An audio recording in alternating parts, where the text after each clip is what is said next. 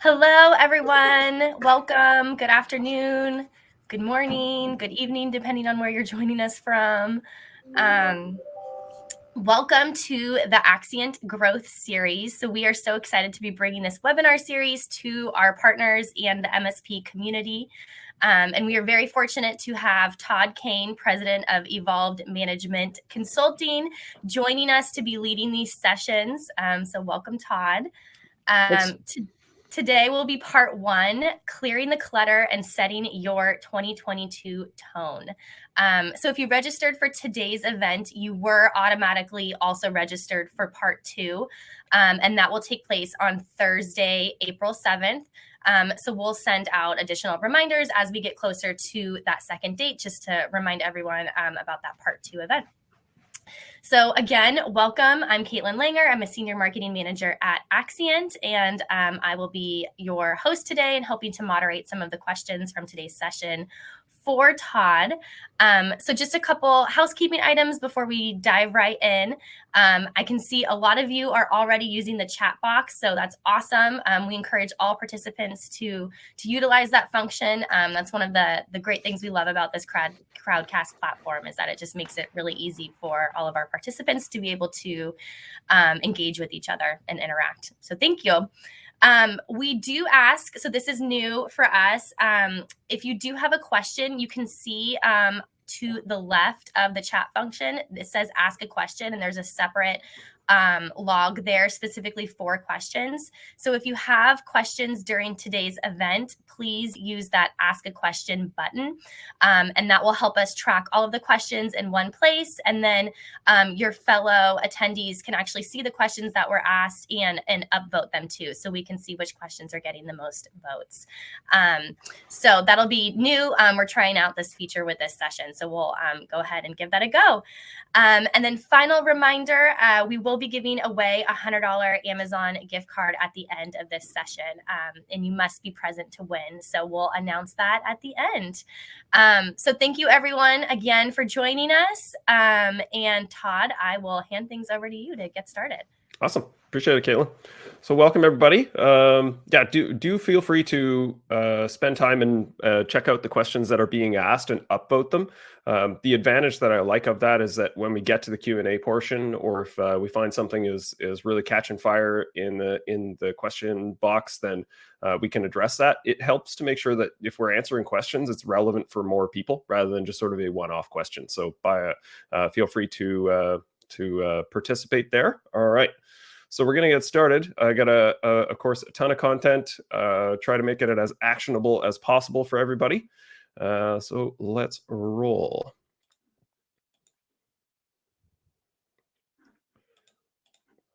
So clearing clutter and setting tone for 2022 will be the title of the session today.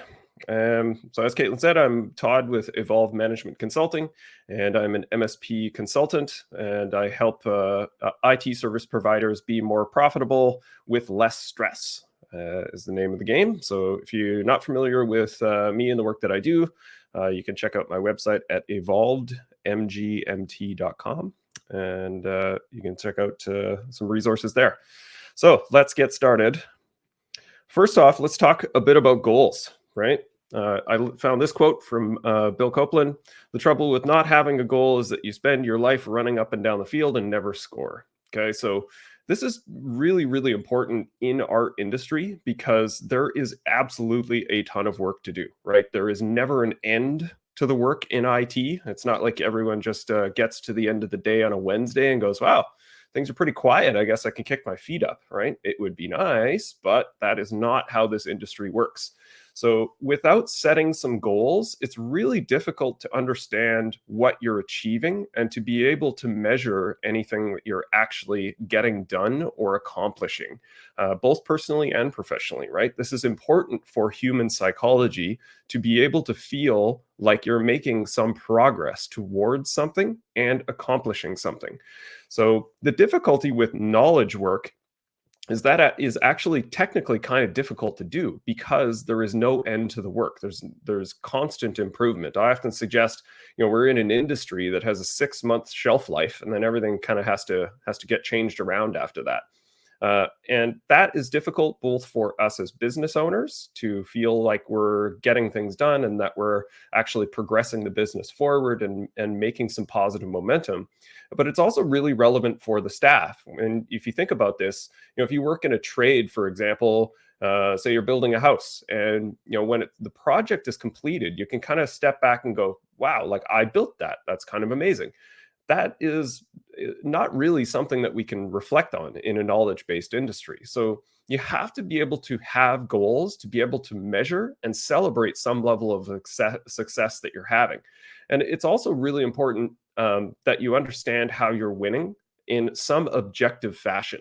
Right, a lot of business owners they start their business and over time build their business, but still very heavily rely on their gut to measure whether or not they feel like they're doing well. And that is an important measure, but it is not really something that you should rely on for measuring the success of your business, right? Gut feel is an important measure, but not the be all and end all. You need that subjective measure in order to see kind of how you feel personally about what you're accomplishing. But you also need some objective measures in order to realize what progress you're making, right? So to measure is to know on that idea. This is very similar to probably one of my favorite management quotes from the godfather of professional management, Peter Drucker, and it's what gets measured gets managed. So people I'm sure have heard that. Same idea, right? Like we have to have some level of measure to understand and track our success. And this is, again, really important because how do you know that you're achieving your goals before you achieve your goals? Well, it's a matter of measurement, right? So we have a goal in mind. How are we progressing towards that goal and what does that look like? So this becomes really relevant in thinking about lead and lag measures, right? So a lead indicator is a KPI that tells you how things are progressing before they happen. And a lag measure are things that you reflect on to check whether or not you've actually accomplished something, right? So for a good example in the MSP industry is a lag measure to record what is our revenue or profit for a quarter.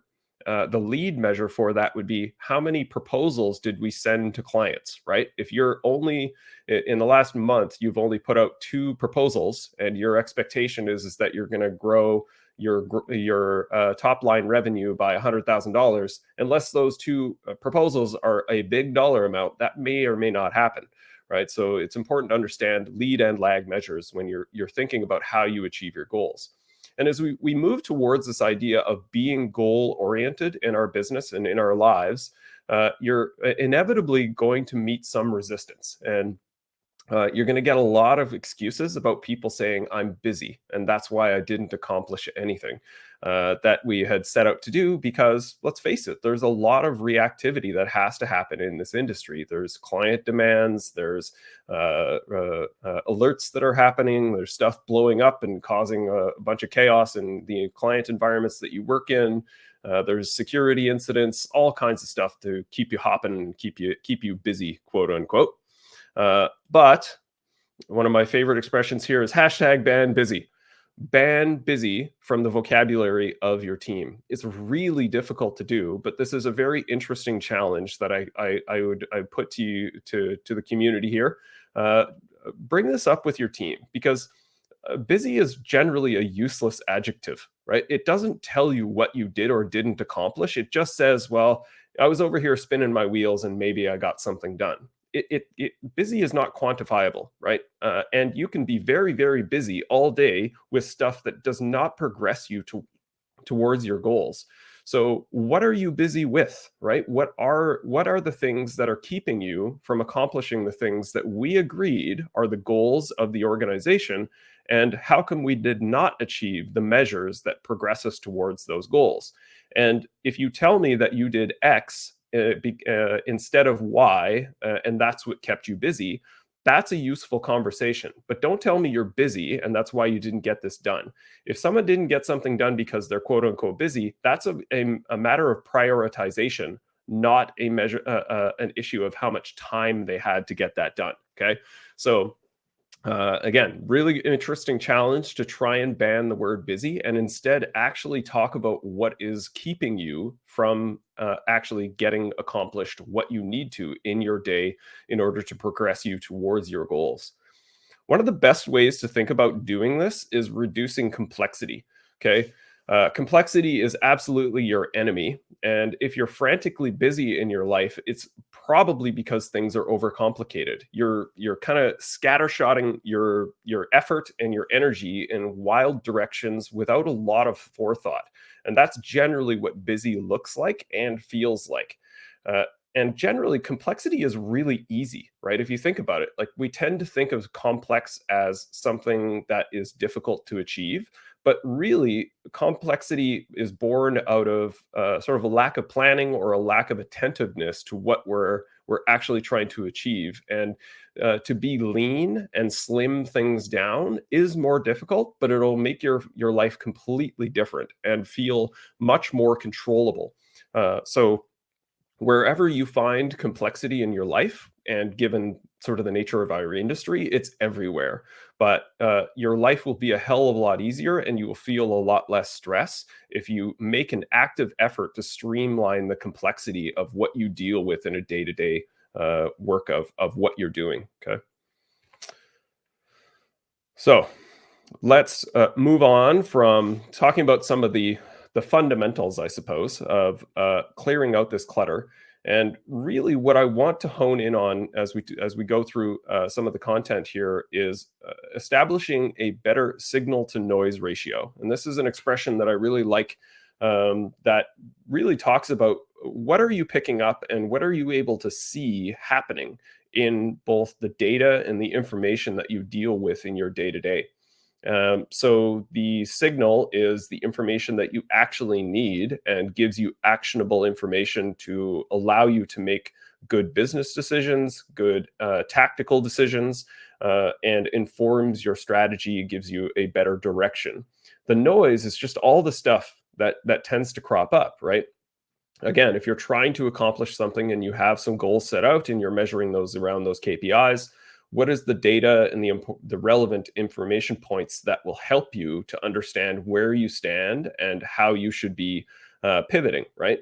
Things don't go the way that we always intend, and we tend to end up in the same place that we're hoping to get to if we have a goal. Again, if you don't, then it's just going to be wild energy spent all over the place. But it doesn't. The path to get there is almost all inevitably not linear. You're going to have to pivot a bunch of times. And really, you think about trying to achieve a goal and get to some place that you're trying to get to. It's like flying a plane or sailing a ship, right? It's not like a pilot is up in the air, screaming and cursing and freaking out every time he tacks a bit off course, right? Like that's not the way that flying works. You don't go in a direct straight line. It's usually kind of like drifting back and forth, trying to get to that end point. But if they drift 100 meters off course, it's not like everyone starts freaking out. So understanding the signal to the noise ratio and being able to establish those better data points to help you course correct and pull back to the mean. Like, what is that path that will help you to get there? And how can you establish those data points that keep you on track, right?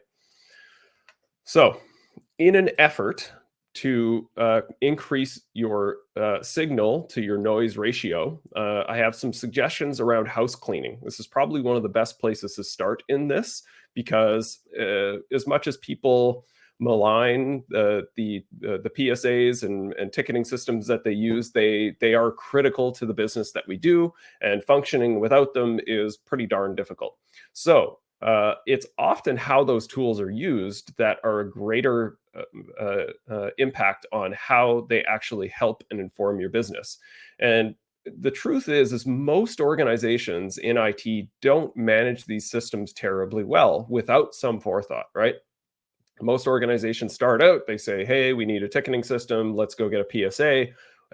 They listen to the sales spiel. They love this idea. Sounds like it'll be revolutionary for their business and everything will be automated to the T and will take no effort. Then they go through this Herculean effort to deploy that PSA. they kind of end up with about 20 to 30% of its functionality working before they're just like, all right, we got to get moving. Let's this is good enough. Let's keep going. And what that inevitably ends up with is that you end up with a lot of bloat in these systems where there's just a lot of things happening or not set up in those systems to really help you perform at your best. So one of the sort of the easiest efforts that you can put some attention to is really just restructuring some of the information that's in there. So I've got a list of some things that you should consider doing, right? And we'll generally focus towards the service queues or service boards in your PSA and your RMM for that matter. But this still generally applies to everything else that lives there. So no tickets over 1 year, right? I've seen tickets in systems that are as old as 5 years, right? And what value is that producing, right? If you have a ticket that's from last year, is that client centric? Like, why did you not close that, right? Like, it's kind of mystifying. Like, what are we doing with this? Has it been updated in a year? Well, it's probably not necessary. Like, if someone really needed that to happen, maybe it doesn't require a ticket. Maybe, it's just a planning item that you put in a to-do system or somewhere else in the system, but it is by no means a service item. If you had to wait a year for a ticket to be closed, you would quite rightly be irate. So the fact that you have a service ticket that's over a year old in your system just makes very little sense, right? Now, maybe there's a 1% situation where this actually does produce some value, but I really doubt it. So put a strong eye towards the tickets. And I would encourage you guys just to maybe do this. I'm sure probably at least 30% of you are doing other work while you're listening to this presentation. I know how these things go.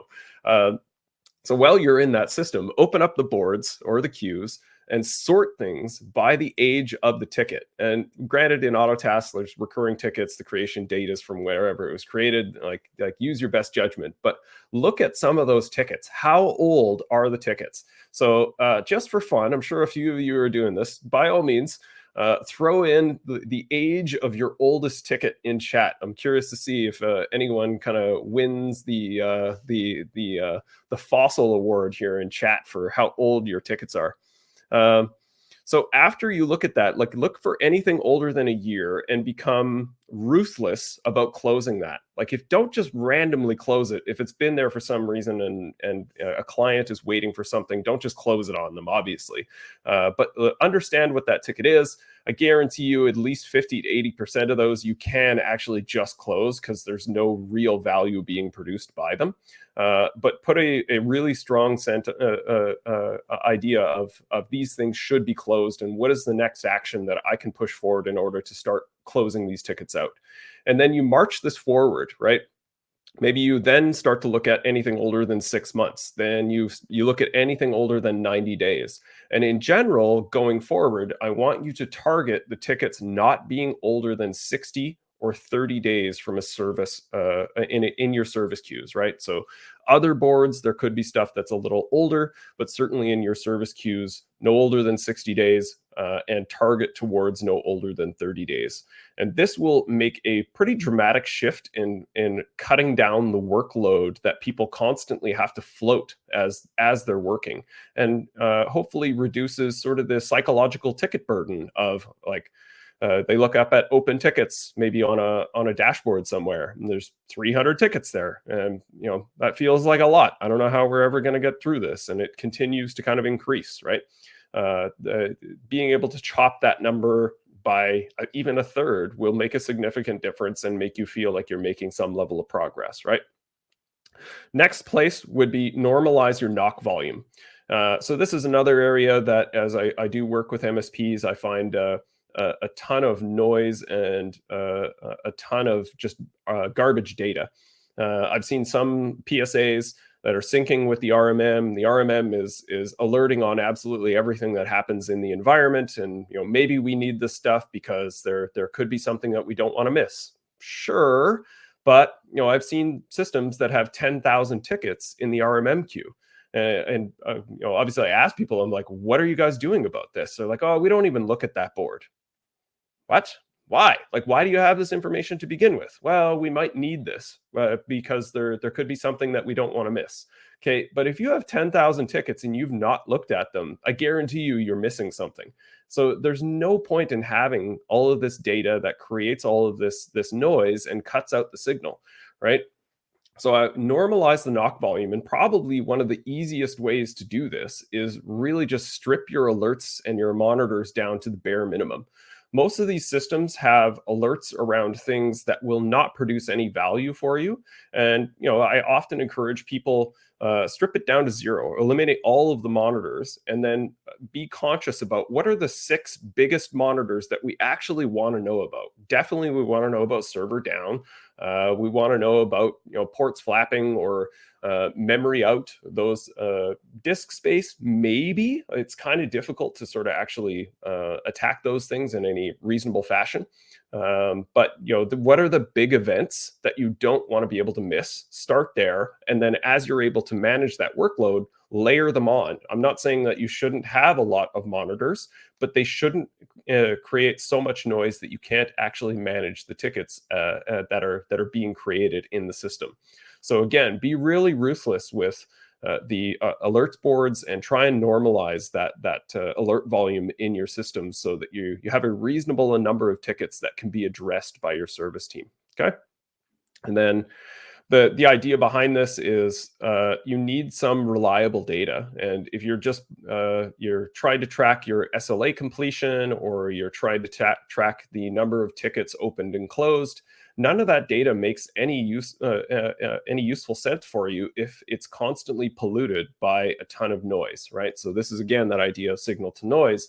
Is if you're going to use KPIs to track your achievement on towards your goals, you need to normalize that data so that it becomes reliable, right? One of the places that I really like working with people initially in your PSA, and you guys can experiment with this, is measuring your achievement on SLA. And initially I get some pushback on, well, we've not promised anything to the client. There are no SLAs that we're contractually obligated to. And that's not really the point. In a lot of cases, I have clients that measure their SLA compliance for 6 months to a year before they start to make that public or have any conversation with the clients about it, because it's a really effective measure at understanding how much can you achieve and what is sort of the work timeline of your completion of service tickets. So that's really, really valuable information.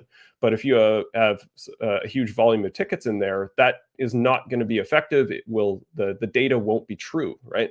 But having that data allows you to work in reverse and say, I get that pushback of, well, the system tells us that your average time to completion for a ticket is 6 days. And they're like, no, that's not true. That's not true. Like, we close most tickets within a couple of days. Okay. But you have these tickets that are sitting in here for 4 weeks, 3 months before they get closed, and it pollutes your data. So this is the importance of managing this stuff in a reasonable fashion so that you can use this data to actually give you some information and some actionable data in your business. All right. I'm just going to quickly check here. All right. We got some old tickets from 2020. So not bad, like a year and a half-ish old. It's 2022, but it's early. But yeah, there's definitely some old tickets out there. I encourage you guys to review that and figure out, what's next. How can I actually push this to completion, right? All right, effective goal setting. Okay, so there's some ideas around this. I'm sure most people have heard about SMART goals. I'll sort of reverse this a little bit. You'll notice like some of the letters of that acronym are actually listed here, but they're for different reasons. The two that are most important are time bound and measurable. I threw in appropriate because I did want to touch on one idea that, yes, you should set your sights high on what you're actually trying to achieve when you're setting a goal. The adage is, if we aim for the stars, then hopefully we land on the moon. And there's some truth to that. But also, initially, when you're working on goals, I think it's really important to have them feel achievable, and maybe to have a bit of a soft target initially, so that it's maybe achievable and at least sort of in line with what's what's possible in your organization. So I'm really interested in sort of benchmarks and sort of the general achievement in the industry and how people can get things done and what's possible. But if you take an industry benchmark and say, the average time to acknowledgement of a ticket, best in class is under 30 minutes, absolute best in class is under 15 minutes, but your current acknowledgement for that is 6 hours, well, you're not going to get to 30 minutes tomorrow. But maybe you should say, okay, our current time to acknowledgement of a ticket is 6 hours. We'd like to see that under 4, right? That's probably achievable. And this is really helpful to get some buy-in from your staff that these things are achievable, because there's almost nothing worse than setting a goal and everyone sort of saying, okay, well, this is new. I don't know if I really believe in this. I don't quite trust the process. And then you set a really lofty goal and miss that goal probably fairly dramatically. And people go, yeah, see, I told you, like this stuff's not going to work. Right. So that first pass, I think you really want to understand where you're at first before you set that goal and look for incremental achievement forward from there. The benchmark tells you what's possible, but it doesn't tell you where you should be. You always want to think of these goals in context of where you are and where you're coming from. Okay. Next, you want to have meaningful dates. So they need to be time bound, right? You can't just say, we want to achieve X without any time constraints for it, because work tends to expand to fill the time allotted for it, right? This is Parkinson's law. And the difficulty with not setting a goal with some time frame around it is that, well, we can always get to that tomorrow, right? And it doesn't create sort of any sense of urgency around trying to figure out when we will do that. And it absolutely needs to be measurable. So we talked about lead and lag indicators. And if you set a goal but don't have a sense of whether or not you're going to achieve it, it doesn't really help you. You're going to get to the end of the quarter or to the end of the year and say, yeah, we totally didn't focus on that goal. We didn't even come close to hitting it. And maybe this is all a big failure. Whereas where those lead indicators are going to be really helpful for you in that measurement is saying, here's our goal by the end of the quarter. The first 3 weeks, we've not done anything about this. And everyone needs to stop and say, hold on, let's reflect on this. What are we doing or not doing that is not helping us to achieve this goal? We need to understand this and course correct and apply energy in different places if that's practical and helpful in order to progress this and be able to achieve that goal. So again, it gives you that opportunity to course correct, right? And that's where that measurement becomes really critical. So any goals that you're setting, I would encourage you to review them and to talk about them on a monthly basis and to measure them and report on them on a weekly basis. Okay. There are some cases it could be a daily measure, but at least you want to measure these things weekly and have someone who is accountable for understanding, why are we off course? What do we need from a resource or time or whatever to apply against this goal in order to achieve it, right? And then finally, that's sort of talks to the idea of reverse engineering that goal. So you set the goal, you understand what that target is, then you have to reverse engineer it to say, if this is true, we're now at that goal at this time. We reflect back on, what did we do to achieve this, right? And that's how you figure out what those lead measures are. You'll come up with a goal in mind, and then you reverse engineer it and say, what are the things that have to happen on a weekly basis? What are we measuring week to week to ensure that we are on track for this, right? So I use that example of, we want to grow our top line revenue by 100 grand. And therefore, our average of our MRR sales per contract is X, and our hit ratio for closing those contracts and selling to the client on those contracts is Y. So therefore, we have to put out this many contracts of this average value over this time in order to get to 100K. Okay, so you're kind of thinking about this in reverse and being able to track forward towards those goals. Okay, all right. I'll quickly pause here. Caitlin, any questions that we want to hit on? It doesn't look like it. Oh, one. Yes, sorry, delay. One question. Is there a platform that you have used that you would recommend for setting and tracking goals? There's a few. There's some, like, my favorite BI tool, quite frankly, just because I use it a lot, is BrightGauge. There are others in the industry as well that are quite good at this. A lot of people are now starting to use Power BI. It's a little more labor intensive. There's Cognition 360. There's a few others, but some type of dashboarding or business intelligence and tool is going to be really helpful. The PSAs are not bad at this per se, but you can't easily manipulate the information to really sort of hone in on what you're working towards. So if you don't have anything, just start with the PSA and the fundamental reporting that is baked into those systems.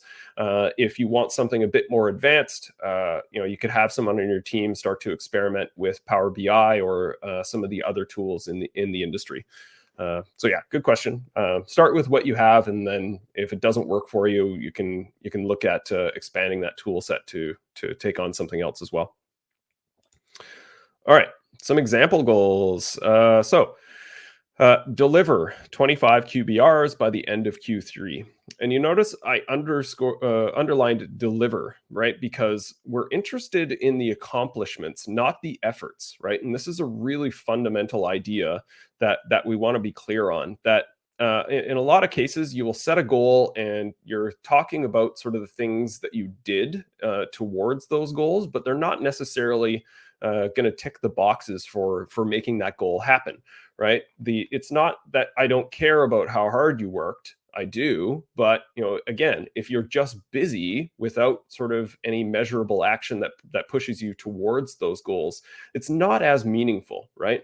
So delivering the QBRs is different than creating them and scheduling them, right? And with this one in particular, anyone who has a sort of a decent, mature VCIO program or account management program that uses some type of QBR or TBR methodology will know that the riskiest thing about delivering those meetings with those clients is they often get pushed, right? So if you're trying to deliver 25 by Q3, you better overcommit on how many you're actually scheduling, because you can assume that probably 25 to 50% of those meetings are going to be rescheduled.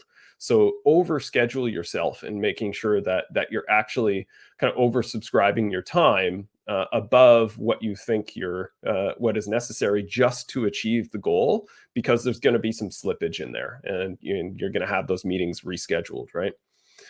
Next one would be reduce average time on ticket to 1 hour by March 31st. Okay. So average time on ticket is a really great measure of your efficiency of service delivery, right? So how long does it typically take of your tech's committed time to close that ticket? This is not the age of the ticket. This is not the sort of the time elapsed on that ticket. It's how long is someone spending labor effort in order to close that ticket. And that's a really important measure, because one of the things this helps you to understand is where does the wasted time go? And it can help you to find some of the inefficiencies in the work that you're doing. Because if on average, like some of the numbers that I tend to see here, like time on ticket, can often be as high as 4 hours, right? And that's really inefficient, because in effect, if your average time to close a ticket is 4 hours, that means reasonably a tech can only close 2 tickets a day. And again, on average, but so we're taking some very wide assumptions here. But if you reduce that time on ticket to 30 minutes, for example, then that exponentially increases the number of tickets that a person can reasonably close in a day. And this is really helpful from a service analysis standpoint, because are there certain clients that are more demanding and absorb more time of your techs than is appropriate for their contract? What is it that keeps people from being able to close these things quicker? Do they not have access to documentation that's relevant? Are they spending a ton of time just researching stuff? Or in a lot of cases, is it just ticket hygiene? They're not setting the statuses of those tickets correctly, and they're leaving them in SLA bound states overnight, and therefore increasing kind of the time that it looks like the people are spending on those tickets. So And then finally, the other part of that is, again, being time bound. We want this to be achieved by March 31st, and you want to think about what would we expect to see. If we're at 4 hours, that's a fairly significant cut. We would want to certainly be measuring that on a weekly to understand where we're trending.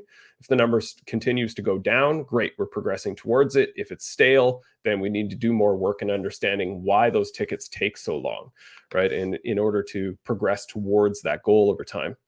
And then final ones, increase service gross margin to 50% by September 30th.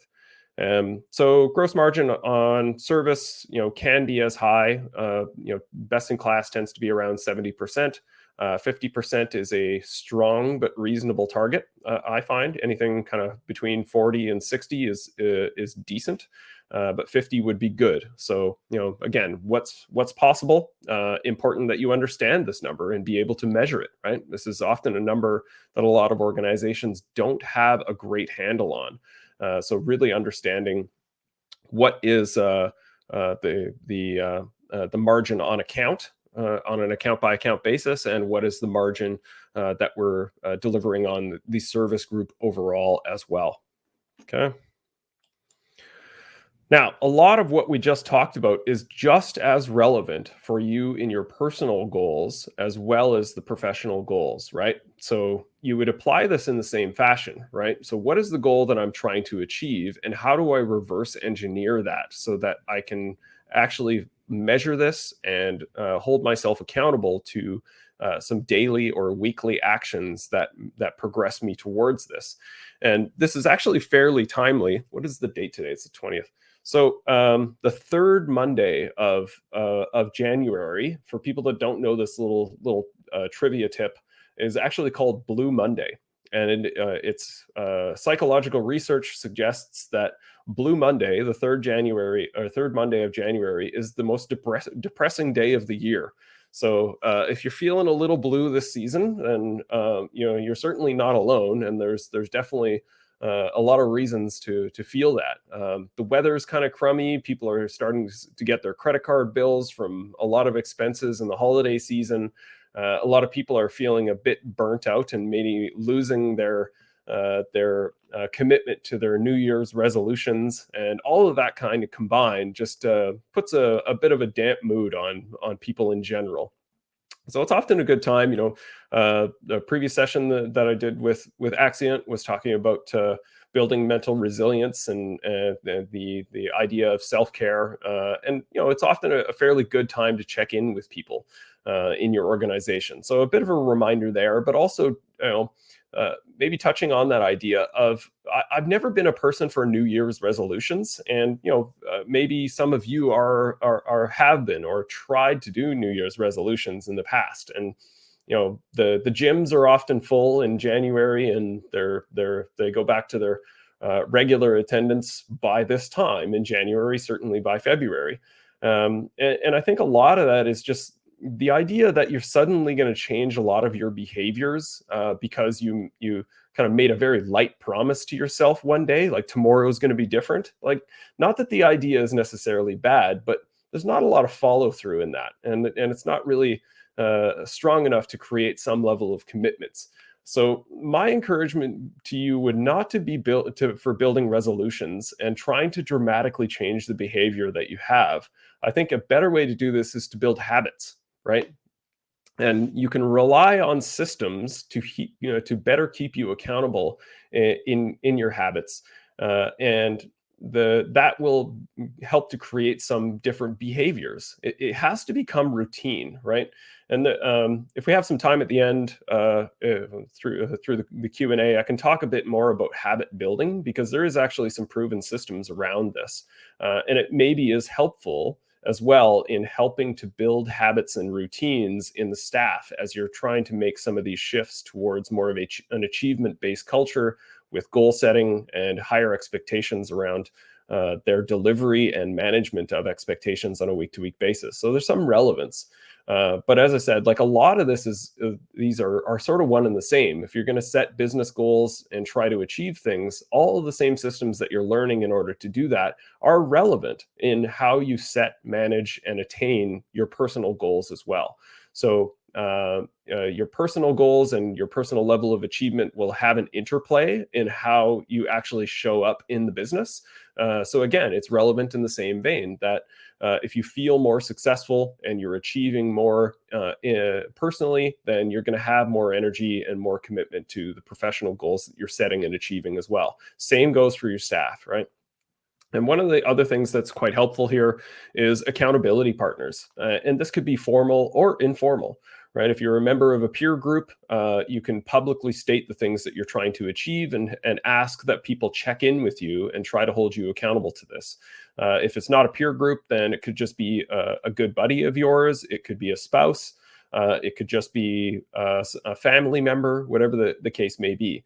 But openly communicating with people and asking people to not necessarily, hey, how are you doing with that goal? I'm holding you to this, right? That's maybe a bit too formal. If it works for you, great.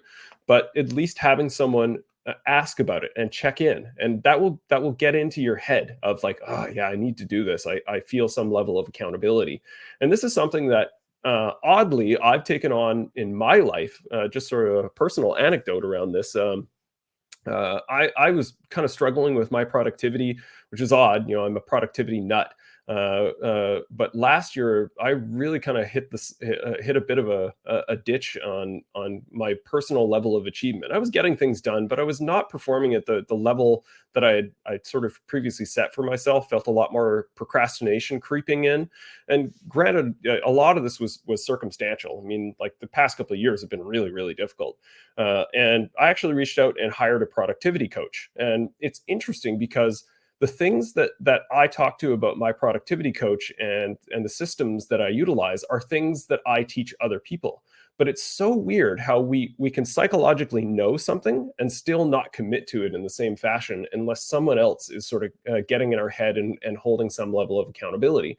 And just simply the fact that I meet with this person on a weekly basis, we talk about my goals for the week, and I know that next week I'm going to have to tell them if I was successful or if I failed is enough in a lot of cases to actually keep me to my goals. And this should have been obvious to me because of the work that I do, right? Like this is a lot of what I do in my professional business is helping people to understand what they need to do, committing to those actions, trying to achieve their goals, and removing roadblocks, right? So it's odd that this should have been obvious to me, but it really kind of cracked open the idea for me wider, and I'm now expanding this in other areas of my life, right? I've hired an online fitness coach as well, right? For the same idea that I'm pretty good about staying healthy and exercising. My diet could have been better, so I'm getting help from somebody else to keep me accountable and sort of look into these things and give me some level of accountability. So think about that, how you can develop an accountability partner, and that will be really helpful in any of those personal goals to keep you maintaining that routine, right? All right, some pitfalls to avoid. Arbitrary. Hey, Oh, yeah, go Todd, ahead. sorry, we did have one question in regards to the professional goals.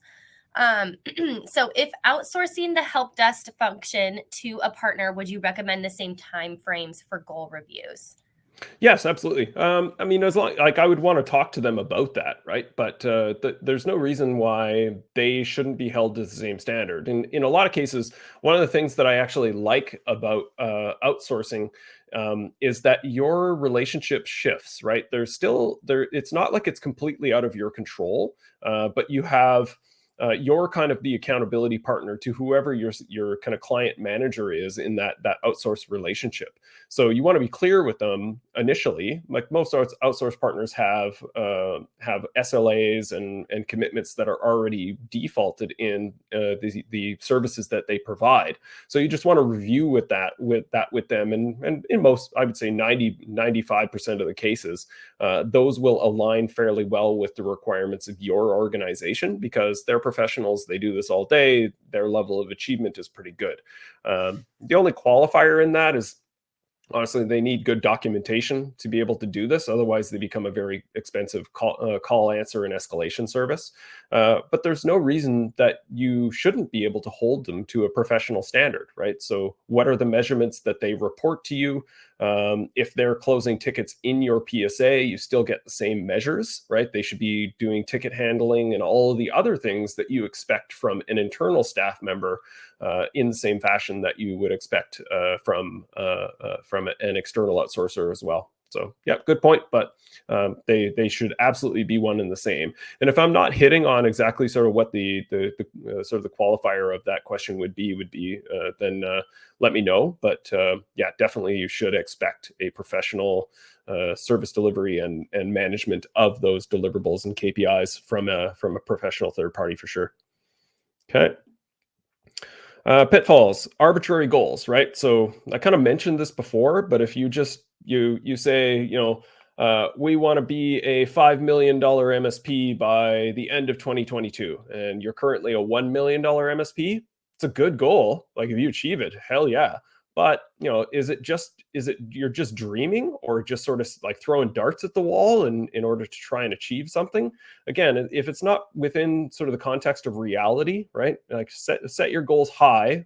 Maybe you can have a stretch goal that for example, we used to have stretch goals at the MSP that I ran, where if we hit our goals, we would have a night where everyone would go to a hotel, and we'd have a nice dinner and stay the night and have a good time.